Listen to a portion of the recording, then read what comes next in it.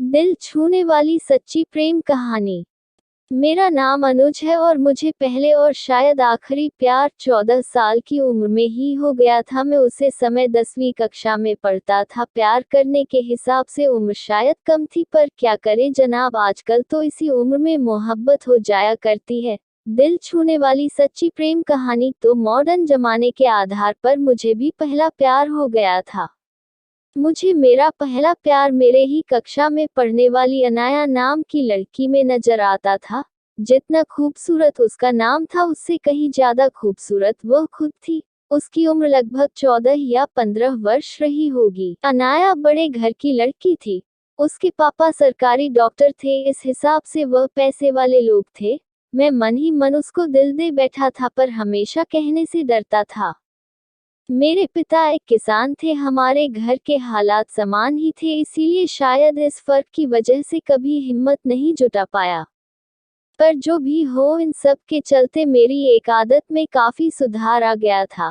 पहले मैं स्कूल न जाने के लिए तरह तरह के बहाने बनाता था, लेकिन उन दिनों सही वक्त पर तैयार होकर चुपचाप स्कूल चला जाता था। मम्मी पापा सोचते थे यह अनुज ही है ना, फिर भी सोचते थे कि चलो जो भी हो, लड़का सुधार तो गया, शायद बोर्ड एग्जाम का असर है। पर उन्हें कहाँ पता था, मैं तो प्यार के कॉलेज में दाखिला ले चुका था। समय हाथों से कैसे फिसलता जा रहा था पता ही नहीं चल रहा था। पर मैं कभी भी उसको अपने दिल के हालात सुनाने में कामयाब नहीं हो पाया। बस जब उसकी नज़र कहीं और होती थी तो चोरी छुपे मैं उसको देख लिया करता था। कभी कभार तो मैं उससे बात करने के लिए उसके पास जाता, पर जैसे ही उसके पास पहुंचता किसी न किसी पढ़ाई का टॉपिक पर बात करके वापस आ जाता था। पर मेरे दिल में क्या है उसके लिए, इन सब बातों से वह हमेशा अनजान ही रही। अब तक हम 10वीं परीक्षा दे चुके थे। हम अपने अपने रिपोर्ट कार्ड लेने स्कूल आए थे। ये हमारा स्कूल का आखिरी दिन था। उसी दिन मुझे पता चला कि अनाया के पापा का ट्रांसफर हो चुका है, वह अब आगे की पढ़ाई किसी और शहर में जाकर करेगी। मुझे तो शुरू से ही पता था कि मेरे पापा भी मुझको आगे की पढ़ाई करने के लिए किसी और शहर में भेजने वाले हैं। मतलब अब शायद जिंदगी में हम कभी नहीं मिल पाएंगे। अनाया के लिए मेरे दिल में प्यार आज भी उतना ही था। मेरा दिल बैठ जा रहा था ये सोचकर कि वह मुझसे दूर जा रही है। सभी दोस्त एक दूसरे से गले मिल रहे थे, एंजॉय कर रहे थे, पर मैं अपने आंसू छुपाता फिर रहा था। मैंने देखा अनाया भी अपने फ्रेंड के साथ काफी खुश थी। उसके चेहरे की खुशी देखकर मेरे चेहरे पर भी मुस्कान उभर आई। मैं एकांत से जगह में जा बैठा था। सभी लोग से मिलने के बाद अनाया की नज़र मुझ पर गई तो वह मुझसे भी मिलने के लिए आगे बढ़ी। उसको अपनी तरफ बढ़ता देख मैं खड़ा हो गया। वह मेरे पास आई, हाथ आगे बढ़ाया, मैं भी अपना हाथ आगे बढ़ाया। उसके बाद उसने क्या बोला मुझे सुनाई नहीं दिया, क्योंकि मैं उसके चेहरे को इतनी गौर से देख रहा था कि शायद जिंदगी भर के लिए उसकी तस्वीर अपनी आंखों में उतार लेना चाहता था। मुझे होश तब आया जब उसने अपना हाथ वापस खींचा और ना चाहते हुए मैंने उसका हाथ छोड़ दिया। उसके बाद बाय करते हुए मुड़ के जाने लगी। जब वह मुड़ रही थी तब उसके गले में लटका हुआ आइडेंटी कार्ड जमीन पर गिर पड़ा। मैं बिना एक सेकंड गवाए वह आइडेंटी कार्ड उठा लिया। उस कार्ड पर अनाया की फोटो थी। मेरे मन में ख्याल ये था कि इस फोटो को देखकर ही मैं अपने यादें ताज़ा कर लिया करूंगा। किसी तरह पैसे का जुगाड़ करके मेरे पापा ने मुझे पढ़ने के लिए रांची से बाहर भेज दिया। अनाया अपने परिवार के साथ दूसरे शहर चली गई। मैं हमेशा हमेशा के लिए अनाया से जुदा हो चुका था।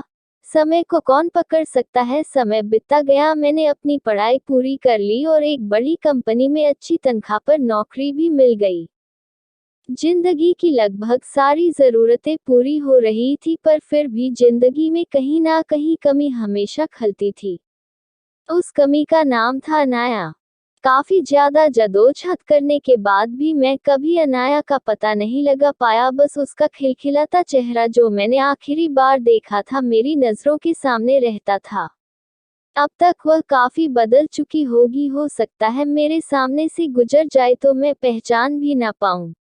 अपनी पत्नी के चेहरे में मुझे मेरे बचपन के प्यार का चेहरा दिखने लगता, लेकिन फिर भी मैं आज तक कभी भी अपनी पत्नी को यह महसूस नहीं होने दिया कि मैं आज भी किसी और से बेइंतहा मोहब्बत करता हूँ। आखिर वह मेरे लिए अपना सब कुछ छोड़कर आई है, तो उसका हर तरह से ख्याल रखना मेरा फर्ज था। एक दिन की बात है, मैं अपनी बचपन की डायरी खोल कर बैठा ही था, उसमें से अनाया का आइडेंटिटी कार्ड निकल के जमीन पर गिर गया। उस पर लगी अनाया की तस्वीर को देखकर मैं अपनी आंखें गीली होने से रोक न पाया। मैंने अपने आंसू पोंछे ही थे कि तभी मेरी पत्नी अनाया एकदम से कमरे में आ गई। उसने मेरे हाथों में आइडेंटिटी कार्ड को देख लिया। उसको मैं छुपाने की कोशिश कर रहा था, तभी उसने मेरे हाथ की तरफ इशारा करते हुए पूछा, ऐसा क्या है आपके हाथ में जो आप मुझसे छुपा रहे हो? मैंने अपनी लड़खड़ाती हुई जुबान से कहा, अरे कुछ नहीं, वह बस ऐसे ही मेरे एक बचपन के दोस्त का आइडेंटिटी कार्ड है। ये कहते हुए मैंने वो आइडेंटिटी कार्ड डायरी में बंद कर दिया। मेरे इस तरह के व्यवहार से मेरी पत्नी की उत्सुकता और बढ़ गई। उसने बड़े ही प्यार से मुझसे कहा, लाइए मुझे भी दिखाए। इतना कहते हुए उसने डायरी मेरे हाथ से छीन ली। आइडेंटिटी कार्ड पर लगे फोटो देखकर एकाएक बोल पड़ी, ये कौन है? मैंने कहा, अरे कोई नहीं, वह मेरे बचपन की दोस्त है। फिर वह एकदम से बोली, पर मैं भी तो बचपन में ऐसे ही दिखती थी, ये तो शायद मेरा ही फोटो है। अंडरस्को अरे हाँ हाँ, सरस्वती मंदिर, यही तो मैं पढ़ती थी। अरे ये तो मेरा ही बचपन का फोटो है। इतना सुनने के बाद मैं तो एकदम सुन्न रह गया। मुझे लगा मानो मैं सपना देख रहा हूँ। कहीं ऐसा ना हो कि मैं खुशी से पागल हो जाऊं। मैं उससे फिर पूछा, सच में ये तुम्हारी ही फोटो है? उसने अपनी बात पर जोर देते हुए कहा, हाँ बाबा, पक्का यह मेरा ही फोटो है, पर ये तुमको कहाँ मिला? मैं छुट्टे ही बोला, पर मैं तो इस लड़की से बचपन से प्यार करता हूँ। इतना बोला ही कि मेरी आंखों से आंसू की गंगा जमुना निकल पड़ी। उसके बाद मुझे और यकीन दिलाने के लिए मेरी पत्नी अनाया ने मुझे अपनी पसंद डायरी दिखाएं, जिसमें उसके कई सारे बचपन के फोटो लगे हुए थे। अब तक मुझे यकीन हो चुका था कि यह वही अनाया है जिसे मैं बचपन से प्यार करता हूँ। उसके बाद अनाया ने मेरे आंसू पोंछते हुए मुझे अपनी बाहों में भर लिया, क्योंकि वह भी जान चुकी थी कि उसको अभी से नहीं, बचपन से चाहने वाला पति मिला है। उधर में मन ही मन भगवान को बार बार शुक्रिया अदा कर रहा था कि उसने मुझे मेरा प्यार हमेशा हमेशा के लिए लौटा दिया। मैं अब उसे, यानी अपनी पत्नी अनाया, जो कि मेरा बचपन का प्यार था, जिंदगी भर के लिए अपनी बाहों में कैद करना चाहता था। उसके बाद हमने अपने बचपन की सारी यादें ताज़ा की। दोस्तों, आपने सुना तो होगा ही, जब आप किसी से शिद्दत से मोहब्बत करते हैं तो पूरी कायनात आपको उससे मिलने की कोशिश करती है, और शायद यही मेरे साथ हुआ था।